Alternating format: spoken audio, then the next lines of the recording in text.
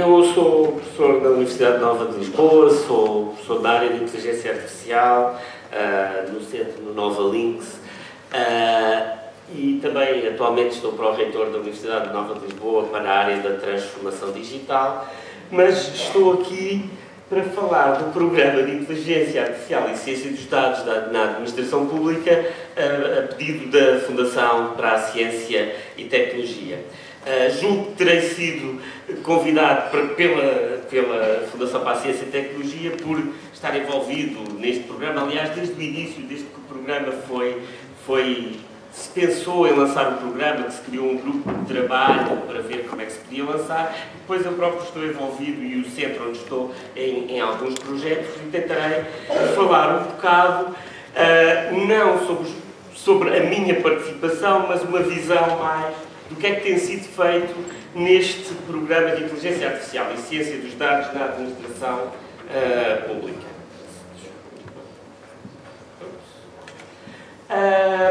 Bom, este programa foi um programa lançado pela primeira vez em 2018 pela Fundação para a Ciência e para a Tecnologia e está integrado no programa InCode 2030, que já foi hoje aqui falado pelo Sr. Secretário de Estado.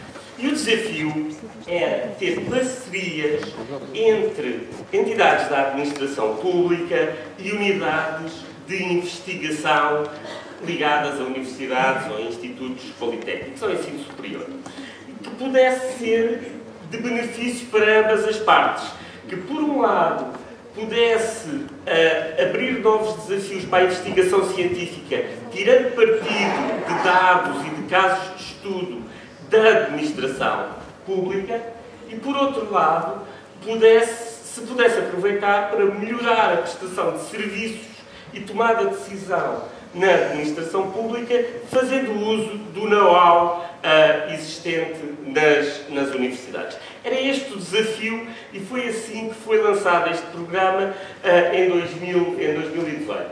Já teve duas edições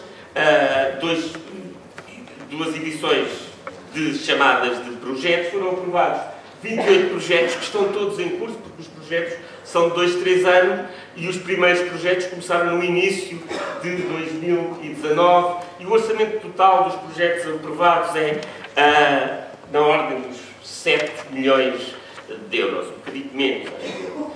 Eu faço o disclaimer, estes números não são os números oficiais da FCT, porque eu não sou representante da FCT, mas conheço razoavelmente estes números. E notou-se, na altura, eu próprio, quando se lançou este projeto, tive algumas dúvidas de se havia na administração pública, de facto, empenho para se meter nestes projetos, que nem sempre são projetos para responder diretamente às necessidades que a administração pública, que o serviço tem no momento. Porque as universidades também olharam para isto como, ok, isto é para ser bom para as duas partes, portanto o meu interesse não é vir para aqui desenvolver um produto só, é fazer algo que possa ser útil para a minha investigação. Mas a verdade é que houve, e eu testemunhei isso pessoalmente em vários casos de projetos em que participei de alguma maneira na elaboração da proposta, que houve muito empenho e abertura de muitas entidades na administração pública para abraçar este desafio de colaboração com as unidades de investigação e para experimentarem o uso de inteligência artificial e de ciência dos dados para melhorar de alguma forma os seus serviços e estando disponíveis para verdadeiramente colaborar com as universidades e trazer algo que pudesse ser útil para a investigação que está a ser desenvolvida nessas unidades de investigação. E o que eu vou falar vou dar rapidamente uma perspectiva de alguns projetos que estão em curso agora. Não vou falar de todos, vou falar de uma seleção deles, talvez mais bias para aqueles que conheço melhor, mas é inevitável, e enquadro-nos em várias tipologias de projetos. E ajuda o que disse o professor Arlindo Oliveira, porque eu Também aqui fiz um bocado a distinção entre o que são ciência dos dados e inteligência artificial, aquilo que são tirar partido de dados e aquilo que é substituir, de alguma maneira, ou melhorar funções inteligentes. E muitos destes projetos, de facto, têm essa componente de ciência de dados. A administração pública tem quantidades razoáveis de dados. Eu não lhes chamo muitos dados, porque são muitos dados se eu estou a trabalhar à mão. Grande parte destes que estão a ser usados nestes projetos são quantidades razoáveis de dados. Não, quando se fala em Big Data, em inteligência artificial, as quantidades de dados são mesmo muitas e não estão ao nível dos dados, por exemplo, do desempenho académico dos estudantes, que são muito menos dados. Portanto, uma das coisas que às vezes as universidades têm dificuldade em entrar nestes projetos é que, quando vão para o projeto, têm uma perspectiva de vai haver aqui grande quantidade de dados, eu vou poder fazer muitas coisas, e depois quando chegam, enfim, são muitos, mas não são assim tantos. Mas há projetos interessantes nesta área e em que se usam técnicas essencialmente de ciências de dados que podem transformar esses dados em algum conhecimento útil, que podem ajudar as entidades da administração pública num processo de decisão mais informado. Exemplos disso, dados da DGEC, da Direção-Geral de Estatísticas do Ensino e Ciência, acho que é assim que se chama. A DGEC tem está envolvida em vários destes projetos. Também se compreende ciências de dados e uma Direção-Geral de Estatística, é normal que estejam abertos para isto. E há projetos para compreender melhor o desempenho académico dos estudantes nos vários níveis de ensino, para perceber melhor e fazer alguma previsão sobre abandono escolar. Há um projeto para estudar o fluxo de estudantes ao longo de toda a sua vida, enquanto estudantes, desde o básico até ao superior. Ou dados do Serviço Nacional de Saúde, do SNS 24, para identificar e prever procura em urgências hospitalares. Tentar perceber quando é que pode haver picos e o que é que se pode fazer com esses picos. Este é um exemplo que, de facto, não são assim tantos dados. Nós, para fazermos uma previsão a sério, temos de ter muito mais dados do que aqueles que existem, mas são os dados que existem. Dados da Autoridade Nacional de Emergência e Proteção Civil para previsão de fogos urbanos. Por acaso estive ontem a falar com o responsável deste projeto, que é da Nova, embora não seja propriamente do meu centro, e estava de facto com a dificuldade. Não há assim tantos dados para fazer modelos de previsão, mas há suficientes para tirar algum partido e para extrair algum conhecimento dos dados. Depois há alguns casos em que há mesmo grandes quantidades de dados e há alguns projetos aí, usando inteligência artificial e ciência dos dados para dar sentido a essa grande quantidade de dados e tentar perceber o que é que se pode fazer com eles. O caso da mobilidade é sempre um caso típico em que há mesmo muitos dados, sensores de tráfego, transportes, eventos, e como usar isso para perceber padrões e para tomar decisões para uma melhor mobilidade em cidades. Aqui não tenho um exemplo da energia, mas há um exemplo de um projeto de uma outra rede de serviços, que é a rede das águas, e há projetos de uma rede, uma smart grid de águas, para aumentar a eficiência, diminuir perdas, ser mais sustentável ambientalmente na rede das águas, tirando partido de ciência dos dados, de inteligência artificial. E outros, dados de satélites meteorológicos, sensores, e aí são grandes quantidades de facto de dados, para uma melhor gestão de terrenos agrícolas e de recursos agrícolas. Há projetos para tentar detectar, a partir de dados meteorológicos de satélite, detectar estados de irrigação de vários terrenos e quais são as culturas que estão em cada terreno e com que maturidade. E também para estudar pragas e o alastrar de pragas em explorações agrícolas. Há uma parte razoável dos projetos, e isso tem a ver também com o desenvolvimento das várias áreas da administração pública, há uma parte razoável destes projetos que são na área da saúde. Okay?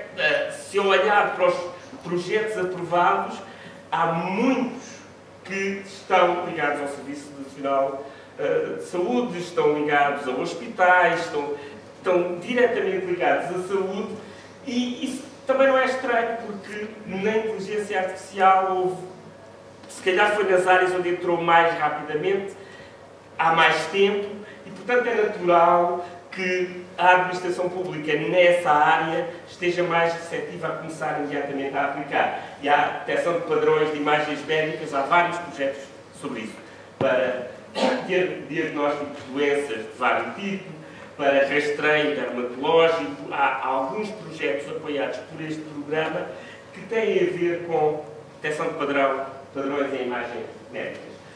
Mas também previsão de complicação de cirurgias baseados em dados de pacientes ou acompanhamento de idosos, no caso, e análises de impacto em serviços de proximidade sénior.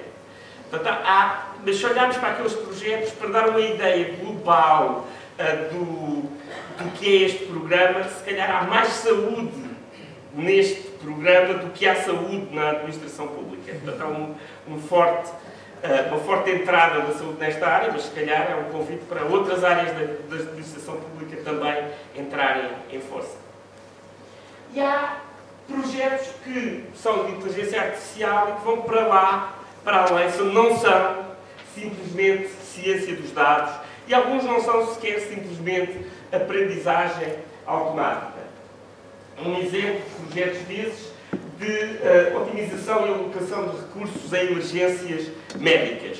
Aqui a ideia é, de facto, usa-se, claro que se tem que usar dados, mas a ideia é fazer um melhor uso dos recursos das emergências médicas, um pouco como falava o professor Arlindo há pouco da Siscog, que faz horários e trabalha com transportes públicos, como é que se podem otimizar os transportes, os horários dos transportes, os motoristas, para prestar um melhor serviço. Aqui é como é que se podem otimizar os recursos de emergências médicas para, em situações reais, dar uma melhor e mais eficiente resposta em questões de urgência médica. E depois há outros que têm a ver com a classificação e com o processo de raciocínio e inferência. Aqui destacava dois.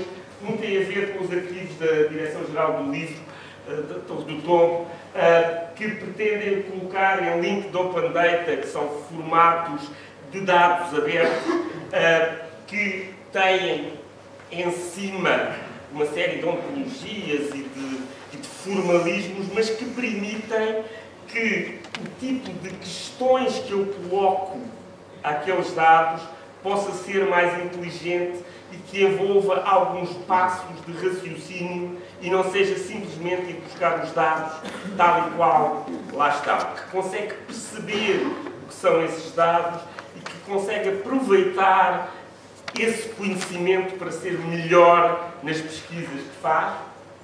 Outro desses, da área da saúde, tem a ver com os assistentes que falava a professora Arlindo, mas em que aqui a ideia é fazer uma interpretação das notas clínicas em ontologias e em que há um conhecimento explícito que foi lá colocado, conhecimento médico, e mapear as notas clínicas nesse conhecimento para ser mais fácil o apoio à decisão médica em tempo real. No fundo, também é uma questão de fazer o médico ter um acesso a interrogação dos dados um bocadinho mais inteligente e que tira partido não só dos dados, como de conhecimento explícito da área médica que lá é introduzido. E também aqui há exemplos de projetos que estão a ser financiados pela Fundação para a Ciência e Tecnologia dentro deste programa, em parcerias com entidades públicas. Eu estou praticamente a terminar o meu tempo, mas gostava apenas de dizer que este programa já deu origem a bons projetos, que as universidades estão a tirar partido das necessidades da administração pública para fazer a investigação científica e que a administração pública parece estar a aproveitar também algum desse know-how das universidades. Mas há ainda muita margem para progredir. Há muita inteligência artificial, muitas áreas da inteligência artificial que não estão minimamente representadas nestes projetos. O que quer dizer que ainda se pode fazer muito mais. A maior parte destes projetos não são bem inteligência artificial, são ciência de dados. São análise de dados e tirar conhecimento a partir de dados. Um pouco além disso, embora haja no global. E também há várias áreas da administração pública que ainda estão fora destes projetos, o que faz também pensar que há aqui margem para progredir. E também há margem para progredir em algo que o Sr. Secretário de Estado mencionou, que tem a ver com a disponibilização e abertura dos dados para uso pela comunidade científica.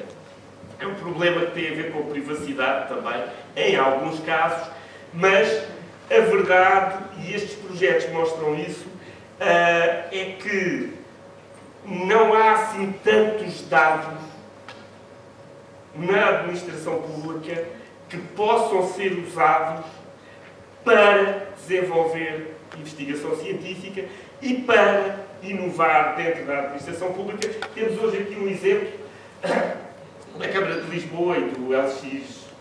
Como é que se chama? LX Lab? Datalab, que é um exemplo que vai nesse sentido de tentar disponibilizar e abrir os dados à comunidade para tirar maior valor, mas há muito que se pode fazer ainda na administração pública nesta direção. E muito obrigado.